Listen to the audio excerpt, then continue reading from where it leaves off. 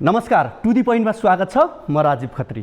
नेपाली कांग्रेसका महामन्त्री विश्वप्रकाश शर्माले पार्टीमा एमाले युवा नेताहरूको हैसियत दुनामा खाएर कुनामा बस्ने सरहको पनि नभएको बताएछन्। पहिला हेरौँ यो भिडियो। पाको नेताहरू पनि छँदै हुनुहुन्छ, युवाहरू हामी पनि छौँ भनेर यसो संसदीय दलमा खडा भएको भए हुन्थ्यो नि त तपाईहरु। हामी त सभापति शेरबहादुर देउवाले जित्नुहुन्छ थाहा थियो त संसदीय दलमा, तर पनि युवाहरू छौँ है हामी भन्ने सन्देश दिनलाई गगन थापा उम्मेदवार बन्नुपर्छ भनेर खडा भएर हामी त उभिएर प्रतिस्पर्धा गर्यौं। शेरबहादुर देउवा र गगन थापा मुस्कुराउँदै सँगसँगै उम्मेदवारी दर्ता गर्नुभयो त। हाम्रो त यस्तो छ त लोकतान्त्रिक, मुस्कुराउँदै। तपाईहरुले चाहिँ किन नगरेको? केपी कमरेड अब तपाईँ हैन हामी भनेर कोही उभिया हुन्थ्यो नि भन्दै एकजना मित्रले के भन्नुभयो भने, होइन यार अब कांग्रेसमा जस्तो हाम्रो कहाँ छ र, हाम्रो त कुनामा बस्ने दुनामा खाने, हाम्रो त यस्तो अवस्था छ। बिचरा यिनका आफ्नै दुःख छन् परा। एमालेलाई देखाएर आफ्नै पीडा पोखेछन्। यिनले कांग्रेस शब्द उच्चारण गरे त दाजुले काँचै खाइहाल्छन्, भाउजूले झम्टिहाल्ने रहेछिन्। केन्द्रीय समितिको बैठकमा देउवाले म्याउ गर्न नदिएको लाइभ त दुनियाँले केही दिन अगाडि मात्र हेरेकै हो, होइन र? दुनामा खाएर कुनामा बस्ने र कम्मल ओढेर घिउ खाने यस्तो हैसियत छ कांग्रेसका युवा नेताहरूको। शक्तिहीन नत्र नक्कली भुटानी शरणार्थी प्रकरणमा बालकृष्ण खानलाई बर्खास्त गर्न सक्नु पर्थ्यो। ललिता निवास कृत्य प्रकरणमा गठबन्धन नामको ठग बन्धनबाट बाहिरिनु पर्थ्यो। क्विन्टल सुन प्रकरणमा सरकारलाई अपदस्थ गर्न सक्नु पर्थ्यो। कांग्रेसले अहिलेसम्म के गर्यो? महामन्त्री दङ्ग पर्दै भन्छन् बैठक लाइभ रे। बहुमतले ठेलेर यिनको हैसियत देखाउन देउवा दाजुले गरेको हरकतलाई यी भाइले चाहिँ जलप लगाउँदैछन्। हुन त राणाको घोडा चढ्न नपाएर कांग्रेस भएकाहरू र छिमेकीको काँक्रो चोर्न जाँदा ठाक्रोले कोरेको खतलाई पञ्चेले हानेको गोली भनेर गर्व गर्नेहरूको जमातमा हुर्किएका भाइ त परे। अनि इतिहासकै मूल उपलब्धि चाहिँ मानेर लाइभकै प्रचार गर्नु परेको छ कठै। आत्मरतिका लागि जे बोल्दा पनि हुने। यता गृहमन्त्री नारायण काजी श्रेष्ठ भने ओठे बोली बोल्दै हिँडेका छन्। जसले भ्रष्टाचार गरेको भए पनि कारबाही हुन्छ, तर मनमने बोलीमा भन्छ माओवादी बाहेक भन्ने छ। यदि माओवादी सहित हो भने काजीलाई चुनौती छ। कृष्णबहादुर महराका बाउछोरालाई पहिला भेपसुन प्रकरणमा गिरफ्तार गर। एकातिर भेप प्रकरणमा महराका बाउछोरालाई नछुने, अर्कोतिर सुशासन कायम गर्न सरकार प्रतिबद्ध छ भन्ने जोड्याले मादक पदार्थ सेवन नगर्नु भनेर प्रवचन दिए जस्तो गृहमन्त्री काजीको छ। 20 किलो पानी तान्ने मेकानिकल मोटरको तौल 52 किलो देखाएर सरकारको ग्रिन सिग्नल बिना रेडी ट्रेडर्सले मात्र सुन ल्याउन सक्दैन। यस किसिमको तस्करी रिलको फिल्ममा देखिन्थ्यो, यति बेला देशमा रियल तस्करीको फिल्म चलिरहेको छ। पश्चिमाका हलीहरू छिमेकीका दलालहरूले चलाएको देशमा हुने यति नै हो। अनि अर्काथरी तथाकथित नारायण काजी जस्ता सेकुलरहरू समस्या टाउकोमा छ, औषधि नाइटोमा लाउँछु भन्दै उफ्रिएका छन्। उता ओलीको बडबड झन् उदेक लाग्दो छ।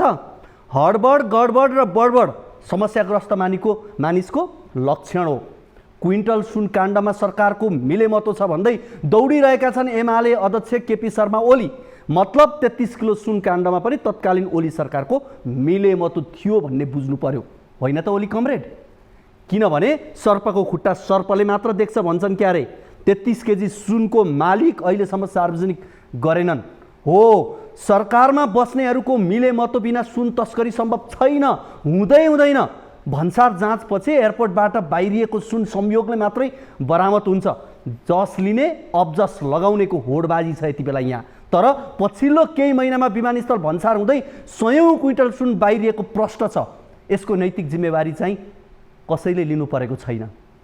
पछिल्लो देखिएको 100 किलो सुनमा यो ठग बन्धन सरकार को संलग्नता छ भन्ने कुरामा दुई मत छैन। जसरी यो समूहमा एमाले आरोप लगाउन हौसिएको छ, त्यसरी नै 33 किलो सुनमा पनि एमालेको हात थियो भन्नेमा दुई मत नहोला। यसको अर्थ हो जसको सरकार बन्छ उसको मिलेमतो रहन्छ। पहिला राजाका पालामा दरबारको संलग्नता हुन्थ्यो, अहिले छोटे राजाहरूको। तसर्थ यो सुन काण्डमा एमालेको बकबक आफूले भाग नपाएको रनको मात्र हो कि त आफ्नो व्यापारी फस्ने डरको झन्को मात्र हो।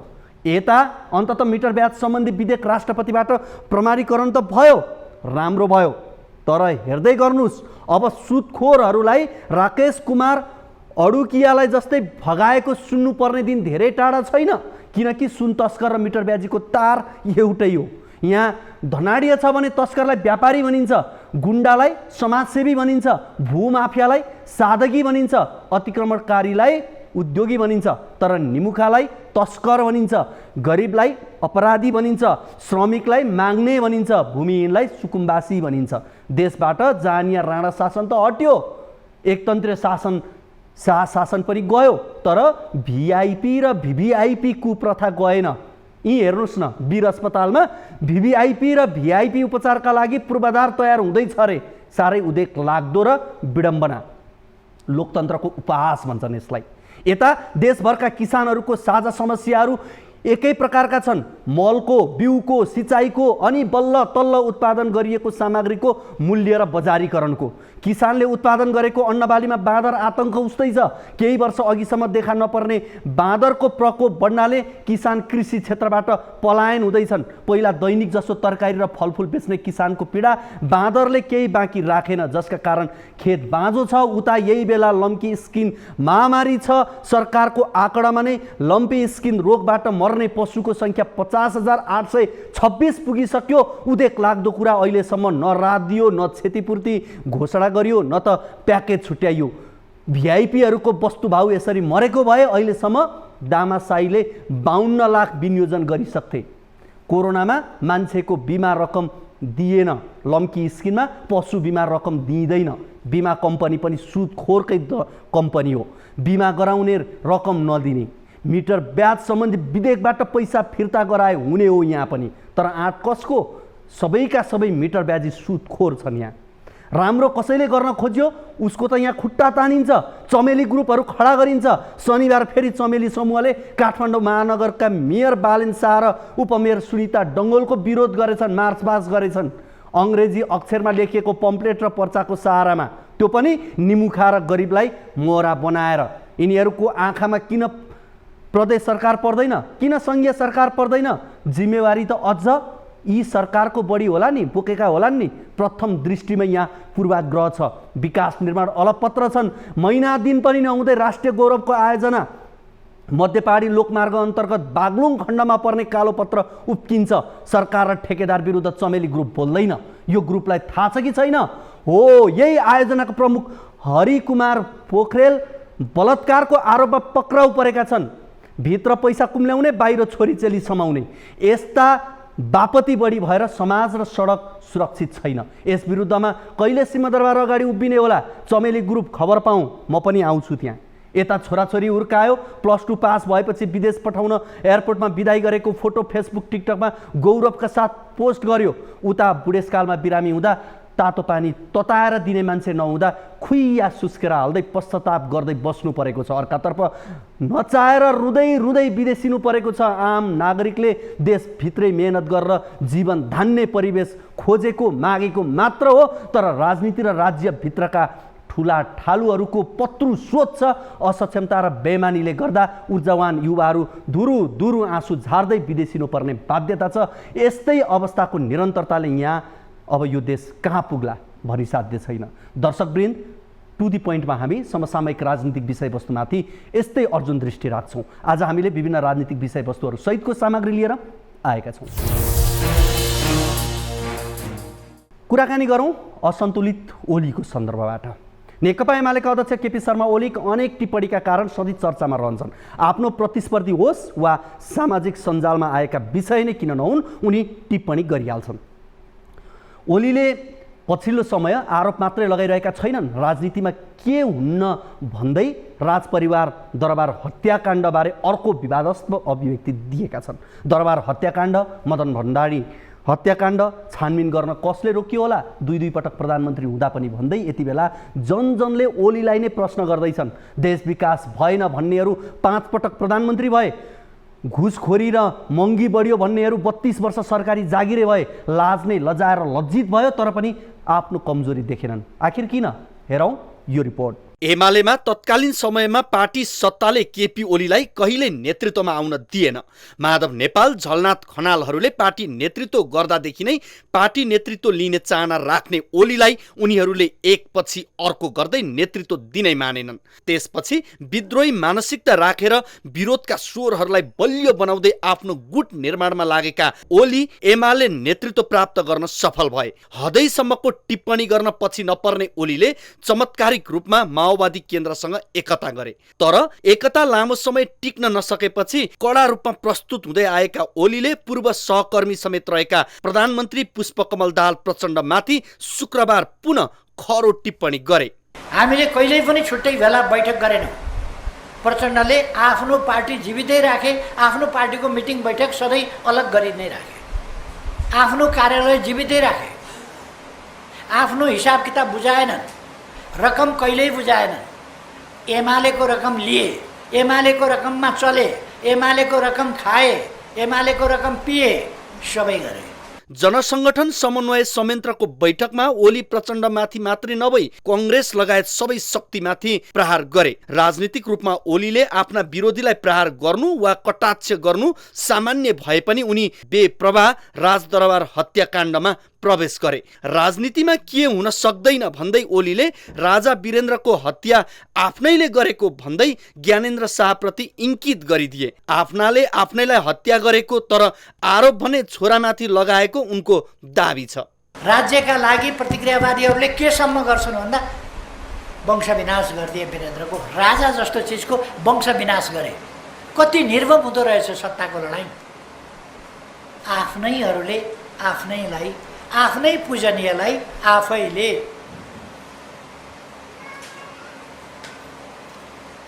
दोष थोपारिदिने, फेरि उसकै छोराका टाउकामा, जो मारिएको छ उसकै टाउकामा।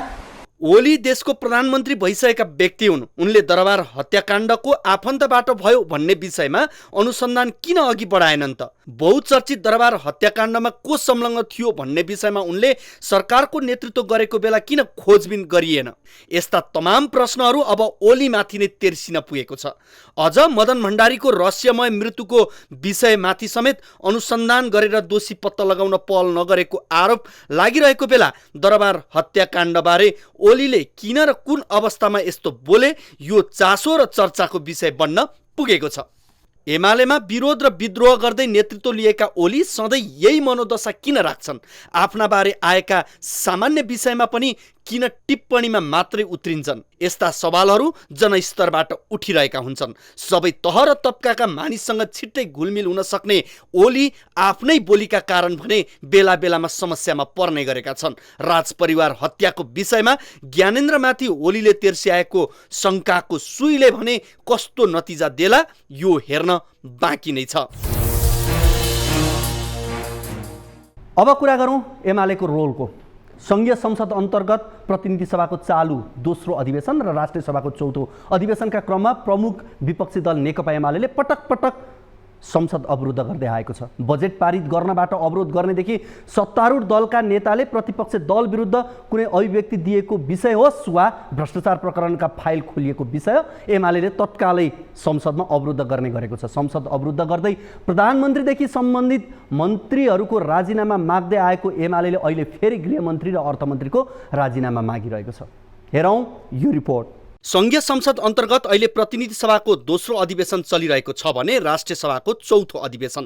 तर प्रतिनिधि सभा र राष्ट्रिय सभाको बैठक नियमित कारबाहीमा कहिल्यै पनि अघि बढ्न सकेको छैन। कुनै न कुनै बहानामा प्रमुख प्रतिपक्ष दल एमाले अवरोध सिर्जना गरेपछि संसदको काम कारबाही प्रभावित हुँदै आएका छन्। राष्ट्रपति निर्वाचनका बेला प्रधानमन्त्री पुष्पकमल दाहाल प्रचण्डले गठबन्धन बदलेपछि सत्ताबाट बाहिरिएको एमाले त्यस यता निरन्तर संसदमा अवरोध गर्दै आएको छ। गत जेठ 15 गते सरकारले आर्थिक वर्ष 2080-81 को बजेट संसदमा पेश गरी पास नहुँदासम्म एमाले बजेटमा असन्तुष्टि जनाउँदै पटक पटक संसदमा किचलो गरिरह्यो। त्यही बेला सत्तारूढ माओवादीकै सांसदले पशुपतिको जलहरी काण्डबारे संसदमा कुरा उठाएपछि एमाले तत्कालै प्रतिवादमा उत्रियो। प्रधानमन्त्री प्रचण्डले आफ्नै पार्टीका सांसदको अभिव्यक्ति समय सापेक्ष नभएको भन्दै एमालेलाई ढाडस दिएपछि संसद सुचारू भयो। त्यसपछि पुनः प्रधानमन्त्री प्रचण्डले भारतीय नागरिक सरदार प्रीतम सिंहले आफूलाई प्रधानमन्त्री बनाउन पटक पटक दिल्ली पुगेको अभिव्यक्ति दिएपछि पुनः एमाले प्रतिवादमा उत्रियो। प्रधानमन्त्री प्रचण्डकै राजीनामा माग गरियो। त्यति बेला पनि प्रचण्डले आफ्नो गल्ती भएको संसदको रोस्टरमा उभिएर स्वीकारेपछि एमाले ब्याग भयो। पछिल्लो समय त्रिभुवन अन्तर्राष्ट्रिय विमानस्थलबाट बाहिरिएको करिब 100 किलो सुन राजस्व अनुसन्धान विभागले बरामद गरेपछि एमाले पुनः गृहमन्त्री नारायण काजी श्रेष्ठ र अर्थमन्त्री डाक्टर प्रकाश शरण महतको राजीनामा मागिरहेको छ। तर कुनै पनि विषयमा प्रष्टीकरण दिने मौका नदी राजीनामा माग्नु ठिक नहुने प्रधानमन्त्री प्रचण्डको भनाइ छ। प्रधानमन्त्री, गृहमन्त्री, अर्थमन्त्रीलाई स्पष्टीकरण राम्रोसँग दिने मौका पनि नदिनकन राजीनामा दिने भए देऊ, नत्र भने सदन चल्न दिँदैनौँ भनेर पहिल्यै घोषणा गर्ने कल्चर, यो राजनीतिक कल्चरले हामीलाई राम्रो ठाउँतिर लाँदैन। म यति भन्न चाहन्छु। अरू घटनाक्रम के भएको छ भन्ने कुरा मैले उपप्रधानमन्त्रीज्यूहरू मन्त्रीहरूसँग कुरा गरिसकेपछि मात्रै अनि भन्न सक्छु। मैले नक्कली भुटानी शरणार्थी प्रकरणमा होस् वा बालुवाटार स्थित ललिता निवास जग्गा प्रकरण, अघिल्लो सुन प्रकरणमा सरकारले गरेको कामप्रति आम नागरिकले भने वाह नै गरेका छन्। आफू जिम्मेवार प्रतिपक्ष बनिरहँदा एमाले भ्रष्टाचार र व्यतिथिका विरुद्धमा सरकारको कामको प्रशंसा गर्नुपर्नेमा पटक पटकको व्यवधानका कारण मुलुकको सुशासनमा एमालेको भूमिका बारेमा प्रश्न खडा गरिरहेको छ। अब कुराकानी गरौँ भ्रष्टाचार बाबु छोराको। राजनीतिमा लागेका नेताहरू सत्ता र शक्तिको आडमा आफू मात्र भ्रष्ट भएका छैनन्, आफ्नै सन्तानलाई भ्रष्ट बनाउन सक्रिय छन् भन्ने कुरा नक्कली भुटानी शरणार्थी प्रकरण र सुन काण्डबाट पुष्टि भएको छ। गम्भीर किसिमका अपराधका घटनामा समेत नेताहरू र उनको छोराको संलग्नता भेटिएको छ। पछिल्ला केही ठुला काण्डहरूमा धेरै नेताका बाबु छोरा संलग्न देखिएका छन्। छोरालाई माफिया र तस्कर समूहसँग निकट गराएर अवैध गतिविधिमा लगाउने प्रवृत्ति नेताहरूमा व्याप्त देखिएको छ। आफूले कमाएको अकुत सम्पत्तिलाई व्यापारको माध्यमबाट कमाएको देखाउन नेताहरूले आफ्ना छोराछोरीलाई व्यापारिक बिचौलिया बनाएको देखिन्छ। हेरौँ यो रिपोर्ट। त्रिभुवन अन्तर्राष्ट्रिय विमानस्थलबाट नाटकीय रूपमा तस्करी भएको सुन काण्डमा पूर्व सभामुख तथा नेकपा माओवादी केन्द्रका उपाध्यक्ष कृष्णबहादुर महरा र उनका छोरा राहुल महराको नाम जोडिएको छ। 2079 पुस 10 गते फ्लाइट दुबईको उडान नम्बर FZ 0587 बाट नेपाल आएका एक चिनिया यात्रु ली ह्याङ सोङले लगेजमा राखी ठूलो मात्रामा विद्युतीय चुरोट भेप ल्याएका थिए। त्यति बेला व्यापारिक प्रयोजनका लागि अवैध ढङ्गले भेप ल्याएको भन्दै भन्सार विभागले भेप बरामद गरेर यात्रुलाई छाडेको थियो। पछि विमानस्थलका सुरक्षा गार्ड निर्मल विकले भेपभित्र सुन रहेको थाहा भएको थियो। नेता महराका छोरा राहुलले विमानस्थल भन्सार कार्यालयका प्रमुख भन्सार अधिकृतलाई सम्पर्क गरी लिलामीको प्रक्रिया अगाडि बढाइदिन आग्रह गरेका थिए।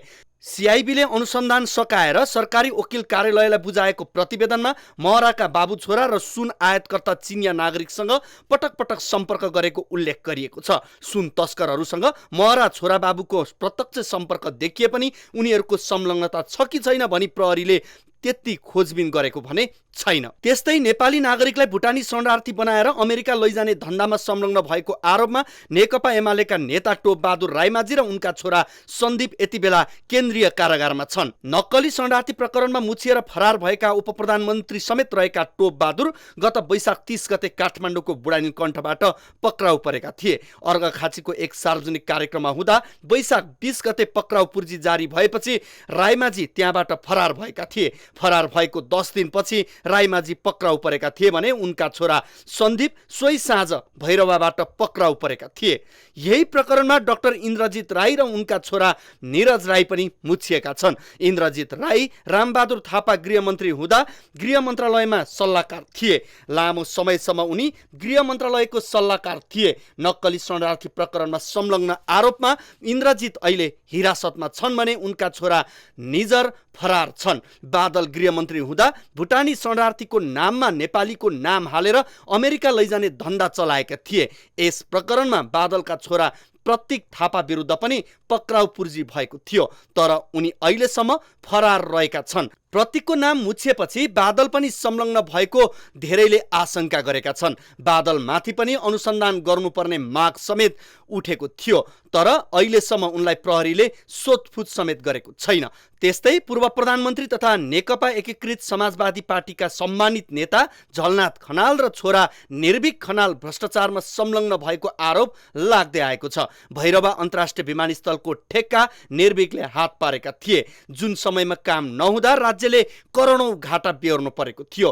त्यस्तै पूर्व उपराष्ट्रपति नन्दबहादुर पुनका छोरा दिपेश पुन पनि पटक पटक विवादमा आइरहन्छन्। पछिल्लो समय उनी सहकारी सम्बन्धी विवादमा मुछिएका छन्। उनी सचिव रहेको बुटोलको सुप्रिम सहकारीले सर्वसाधारणको करोडौं रुपियाँ ठगी गरेको आरोप छ। यसैगरी एमाले उपाध्यक्ष ईश्वर पोखरेल र छोरा स्वराज पोखरेल पनि भ्रष्टाचारमा मुछिँदै आएका छन्। एमालेकै अर्का उपाध्यक्ष विष्णु पौडेल र उनका छोरा नवीन पौडेल पनि ललिता निवास जग्गा हिनामिना प्रकरणमा मुछिएका छन्। जग्गा फिर्ता गरेको आधारमा उनीहरूलाई अख्तियार दुरुपयोग अनुसन्धान आयोगले उन्मुक्ति दिएको थियो। तर हाल प्रहरीको केन्द्रीय अनुसन्धान ब्युरो CIB ले छानबिन गरिरहेको छ। धेरै नेताका छोराछोरी विदेशमा छन्। नेताकै छोराछोरीलाई आफ्नो देश बस्न लायक छैन र बन्ने आशा पनि छैन। केही नेताका छोरा स्वदेशमै बसे पनि सत्ताको आडमा अवैध गतिविधिमा संलग्न छन्, जसले नेपालको राजनीतिलाई थप बदनाम बनाउनका साथै नेपालको राजनीतिलाई थप भ्रष्टीकरणको बाटोमा अघि बढाएको छ। अब कुराकानी गरौँ धरानी मेयर हर्क साम्पाङको। धरान उपमहानगरपालिकाका मेयर हर्क साम्पाङ आफूले राम्रो गर्न खोज्दा पाइलै पछि मुद्दा लगाएर खुट्टा तान्ने काम भएको भन्दै सार्वजनिक रूपमा बारम्बार गुनासो गरिरहन्छन्। हुन पनि हो, प्रत्येक साता जस्तो अदालतमा उनी विरुद्ध केही न केही मुद्दा त परिरहेकै हुन्छ, चलिरहेकै हुन्छ। यसरी पर्ने मुद्दाले आफ्नो केही नबिगार्ने बताउँदै आएका उनी हप्तै पछि अदालत धाउनु पर्दा भने दिगदार बनेका छन्। केही समय अगाडि उच्च अदालत विराटनगर परिसरमा भेटिएका मेयर साम्पाङले त्यो दिगदारी लुकाएनन्। मुद्दाले झमेला भयो, बरु एकचोटि सिङ्गल भिडौँ भन्दै दिगदारी आक्रोशको रूपमा पुगे। हेरौँ यो रिपोर्ट। धरानका मेयर हर्क साम्पाङ र उनको कदमको चर्चा र विवाद उत्तिकै आउने गरेको छ। काकाकुल अवस्थामा रहेको धराने जनताले केही हदसम्म पानी खुवाउन सफल मेयर हर्क साम्पाङ विरुद्ध पटक पटक अदालतमा मुद्दा पर्ने गरेको छ। अदालतले पटक पटक उनको काममा रोक लगाइसकेको छ, तर उनले हार भने मानेका छैनन्। काठमाडौँ महानगरपालिकाका मेयर बालेन शाहलाई मुद्दा लाग्दा समेत हच्किनु हुँदैन भन्ने ढाडस दिँदै आएका छन्। साम्पाङ विरुद्ध पटक पटक अदालतमा मुद्दा परे पनि उनले अटेरी गर्दै आएका छन्। बिहिबार पनि उच्च अदालत विराटनगरले व्यक्तिको निजी जमिनमा जबरजस्ती वृक्षारोपण नगर्न आदेश दिँदै उनको वृक्षारोपण काममा रोक लगाएको छ। तर सर्वोच्चले व्यक्तिलाई दे भन्दा पनि आफूले नमान्ने उनले बताएका छन्। धरान उपमहानगरपालिका 4 छोटी मोरङको रोजिना अधिकारीको जग्गामा मेयर साम्पाङले वृक्षारोपण गरेपछि उच्च अदालत विराटनगरमा मुद्दा परेको थियो। धरान 1 का पूर्व वडाध्यक्ष रोशन अधिकारीकी श्रीमती रोजिनाले आफ्नो निजी जग्गामा मेयर साम्पाङ नेतृत्वको टोलीले जबरजस्ती वृक्षारोपण गरेको भन्दै अदालतमा रिट हालेकी थिइन्। रिटमाथि बिहिबार सुनवाई गर्दै न्यायाधीश मिलन कुमार राईको इजलासले अन्तरिम आदेश दिएको हो। साथै अदालतले उपमहानगरलाई रिट निवेदकको माग बमोजिमको आदेश जारी नहुनुपर्ने कुनै आधार, कारण र प्रमाण भए 15 दिनभित्र लिखित रूपमा जवाब पेश गर्न पनि भनेको छ। मेयर साम्पाङले पछिल्लो 2 शनिबार सर्दु जलाधार क्षेत्रमा पर्ने छोटी मोरङ डाँडामा वृक्षारोपण गरेका थिए। उक्त डाँडामा पूर्व वडाध्यक्ष अधिकारीको श्रीमतीको नाममा जग्गा छ। त्यहाँ उनीहरूले होटल र स्काई एडभेन्चर प्याराग्लाइडिङ कम्पनी पनि सञ्चालन गरिरहेका छन्। गत शनिबार मेयर साम्पाङको नेतृत्वमा टेक अफ स्थलमा वृक्षारोपण भएपछि विवाद चर्किएको थियो। तर मेयर साम्पाङ अदालतको निर्णय सहजै स्वीकार गर्नुभन्दा आक्रामक शैलीमा त्यसको प्रतिरोधमा उत्रिएका छन्। सामाजिक सञ्जाल फेसबुकमा आक्रामक शैलीमा प्रस्तुत हुने मेयर साम्पाङ विरुद्ध अदालतमा मात्र होइन साइबरमा समेत मुद्दा परेको छ। उनी मेयरमा निर्वाचित भएको 1 महिना नबित्दै साइबर अपराध अन्तर्गत मुद्दा दर्ता भएको थियो। नेकपा एमालेकी केन्द्रीय सदस्य तथा सुनसरी जिल्ला इन्चार्ज समेत रहेकी धरानकै निवर्तमान उपमेयर मन्जु भण्डारीले मेयर साम्पाङ विरुद्ध साइबर अपराधमा मुद्दा दायर गरेकी थिइन्। मेयर साम्पाङले आफ्नो नाम र फोटोको दुरुपयोग गरी सामाजिक सद्भाव भट्काउने गरी फेसबुक पोस्ट स्क्रिनशट जस्तो उत्पादन गरेर फेसबुक पेजमा पोस्ट गरेको भन्दै भण्डारीले साइबर ब्युरो भोटाइटीमा मुद्दा दर्ता गरेकी थिइन्। गत जेठमा धरान खानेपानी व्यवस्थापन बोर्ड व्यवस्थित रूपमा अघि बढाउन नसकेको भन्दै विराटनगर स्थित उच्च अदालतमा मुद्दा दायर गरेको थियो। बोर्डका अध्यक्षको रूपमा रहेका धरान उपमहानगरपालिकाका मेयर हर्क साम्पाङ र बोर्ड सचिव राजु पोखरेल बीच बोर्ड सदस्यहरूले नै अदालतमा मुद्दा दायर गरेका थिए। अर्को घटना थियो साबुन फ्याक्ट्री बन्द गर्ने उच्च अदालतको आदेश। मेयर साम्पाङले गत भदौ महिनामा नै उपमहानगरले एउटा साबुन फ्याक्ट्री सञ्चालन गर्ने निर्णय कार्यपालिका बैठकमा गराएका थिए। सोही अनुरूप माया धराने नामको लुगा धुने साबुनको फ्याक्ट्री सञ्चालन गर्न धरान 20 स्थित जनकन्या सामुदायिक वनको जग्गामा काम पनि सुरु गरे। डोजर लगाएर जग्गा समय भवन निर्माणका लागि श्रमदान जुटाउँदै थिए, तर वन कार्यालयले उक्त जग्गा वनको क्षेत्राधिकारभित्र रहेकाले कानुनी प्रक्रिया पूरा गरेर मात्र काम अघि बढाउन मेयर साम्पाङलाई ताकेता गर्दै आइरहेको थियो। उनी यसरी विवादमा परिरहनुमा उनको अपरिपक्वता र नेतृत्व क्षमताको अभाव नै हो। उनी मेयर बन्नुभन्दा अगाडि एक अभियन्ता थिए। अभियन्ता हुँदा धरानको सामाजिक समस्यालाई केन्द्रबिन्दु बनाएर उनी बोल्थे, तर मेयर भएपछि समाधानलाई केन्द्रबिन्दु बनाएर बोल्नु पर्थ्यो। जे पायो त्यही बोल्ने उनको बानीले पनि समाधान केन्द्रित नेतृत्व क्षमता उनीमा देखिएन। बरु आफूले जे बोले पनि कानुन हुने र जे गरे पनि जायज हुने भन्ने घमण्ड बढेको देखिन्छ। उनले कुनै विषयको विशेषज्ञ सल्लाहकार नियुक्त गरेका छैनन्। हरेक विषयमा आफैले नै सबै जानकार जस्तो बोलिदिन्छन्, जसले गर्दा उनी विवादमा फस्ने मात्र होइन, कानुनी झमेलामा पनि फस्छन्। सम्भवतः मेयर साम्पाङको विरोधी भन्दा समर्थक बढी छन्। खास गरी भावनात्मक पक्षलाई लिएर हर्कको कदममा समर्थन गर्नेहरू धेरै छन्। राजनीतिक दलहरूले पटक पटक संविधानको धज्जी उडाउँदा मिल्ने तर साम्पाङले किन नमिल्ने भन्ने तर्कहरू पनि रहेका छन्। तर हर्क जस्तो स्वतन्त्र निर्वाचन लडेर आएका परिवर्तनका सम्भाग मानिएका प्रतिनिधिप्रति पुराना दल र नेताहरूकै शैलीमा लाग्ने अपेक्षा हामीले गरेका हौं त? पक्कै होइन। संविधान अन्य राजनीतिक दलहरूले पालना नगरे पनि हुने साम्पाङको हकमा किन पालना गर्नु पर्यो भन्ने तर्कले मुलुकलाई थप अराजकतर्फ लैजाने निश्चित छ। जनप्रतिनिधिको हरेक कदमलाई अन्धभक्त भएर समर्थन गर्ने होइन, उसको नकारात्मक कदममा खबरदारी गर्नु एक सचेत नागरिकको कर्तव्य पनि हो। यसमा सबैले ध्यान दिनु जरुरी छ। अब कुरा गरौँ कोशी सरकारको। तत्कालीन प्रधानमन्त्री केपी शर्मा ओली संसद विघटन गरेपछि प्रतिगमन भयो, संविधानको पालना भएन भन्ने दलहरू नै स्वतन्त्र मानिने सभामुखको हस्ताक्षर दुरुपयोग गर्दा आफै भड्कालोमा पसे। गैर कानुनी ढङ्गले सभामुखलाई दुरुपयोग गर्दा कोशी प्रदेशमा अहिले अलमल देखिन पुगेको छ। सर्वोच्च अदालतले परमादेशबाट मुख्यमन्त्रीको नियुक्ति बदर गरिदिएपछि कोशीमा सत्ता गठबन्धन प्रतिपक्षमा पुग्यो वा के?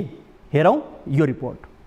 संविधानले नै सभामुखलाई निष्पक्ष स्वतन्त्र भूमिका निभाउनकै लागि दलीय सदस्यता त्यागको कल्पना गरेको हो।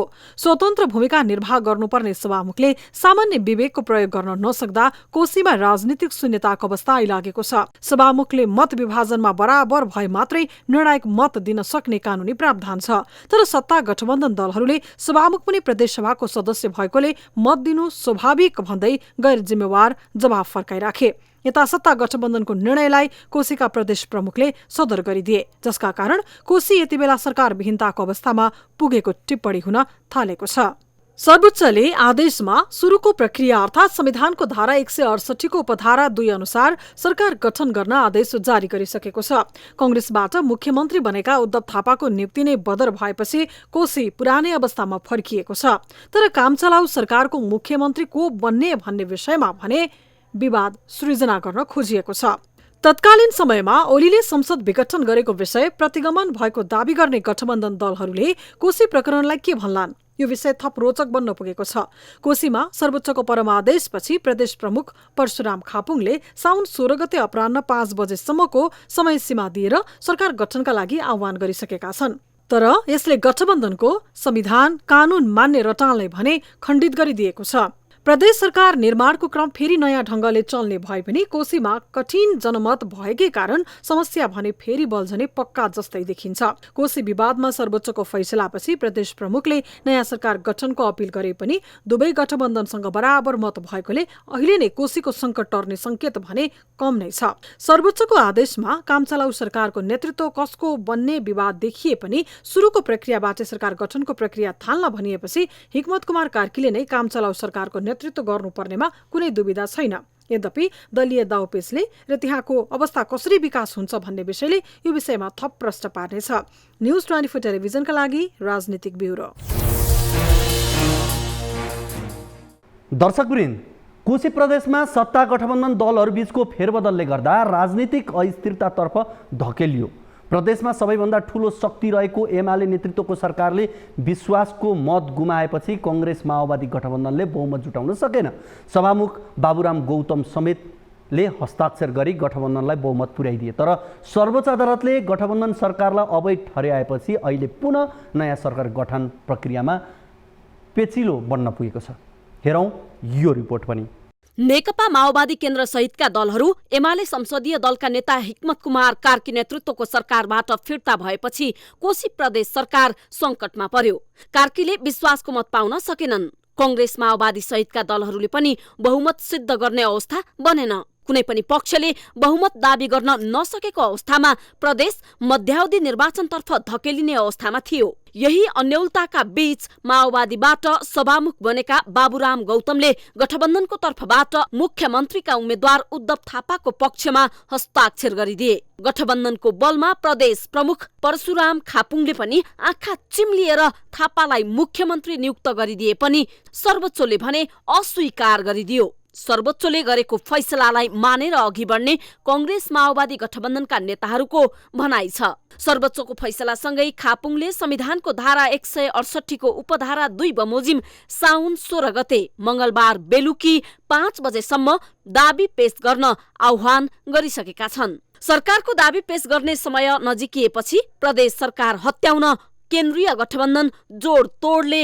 लागिरहेको छ। सर्वोच्चले अवैधानिक ठहर गरेपछि त्यसबाट पाठ सिक्नुपर्नेमा सत्ता गठबन्धन कुनै पनि अवस्थामा गठबन्धनकै सरकार बनाउन कसिएको छ, जसका लागि सर्वोच्चको फैसलासँगै विवादित बनेका सभामुख गौतमलाई राजीनामा गराउने तयारीमा प्रमुख दुई दल कांग्रेस र माओवादी पुगेका छन्। प्रधानमन्त्री निवास बालुवाटारमा शनिबार बिहान कांग्रेस र माओवादी केन्द्रका नेताहरू बीचको बैठकमा सभामुख गौतमलाई राजीनामा गर्न लगाएर सरकार दाबी गरिसकेपछि पुनः सभामुख चयन गर्ने विकल्पमा छलफल भएको छ। यद्यपि यो अवस्थामा पुनः विश्वासको मत लिने बेला अर्को संकट नआउला भन्न पनि सकिन्न। त्यसैले राप्रपालाई विश्वासमा लिने बारेमा पनि प्रमुख दुई दल कांग्रेस र माओवादी नेताहरू बीच छलफल भएको छ। 93 सीट रहेको कोशीमा कसको कति? Nekapa Emale 40 seat, Raprapa 6 seat, Nepali Congress 29 seat, Nekapa Maobadi Kendra सभामुख बाहेकका 12 सीट, नेकपा एकीकृत समाजवादी 4 सीट, जसपा 1 सीट। गएको आम निर्वाचनदेखि केन्द्र सरकारमा समेत एमालेलाई साथ दिँदै आएको राप्रपाले कोशीमा पनि एमालेलाई साथ दिइरहेको छ, जसका कारण एमालेको पक्षमा 46 सीट देखिन्छ। केन्द्रीय सत्ता गठबन्धनका अनुसार कांग्रेस माओवादी एकीकृत समाजवादी र जसपाको गरी 46 सीट नै हुन्छ। माओवादीबाट सभामुख बनेका गौतमले राजीनामा दिँदा कांग्रेस गठबन्धनसँग 47 सीट पुग्छ। तर यो बाटो सहज नदेखेपछि सत्ता गठबन्धन दलले राप्रपालाई मनाउने प्रयास पनि जारी राखेका छन्। मुख्यमन्त्रीले विश्वासको मत लिएपछि फेरि सभामुख चयनको बाटो अवलम्बन गर्नुपर्ने बेलामा समेत केही रोचक राजनीतिक गतिविधि भने हुनेछन्। यदि संविधानको धारा 168 को 2 अनुसार सरकार बन्न नसकेको अवस्थामा ठूलो दलको हैसियतमा सरकार गठनको आह्वान गर्नुपर्ने अवस्था आउँछ। त्यो अवस्थामा एमालेले सरकार बनाउने देखिन्छ। न्यूज 24 टेलिभिजनका लागि राजनीतिक ब्युरो। दर्शकवृन्द, हामी यो कार्यक्रम हप्ताको 2 पटक आइतबार र बिहिबार लिएर आउँछौँ। आजको टु द पोइन्टबाट बिदा लिन्छु। हवस् त, नमस्ते।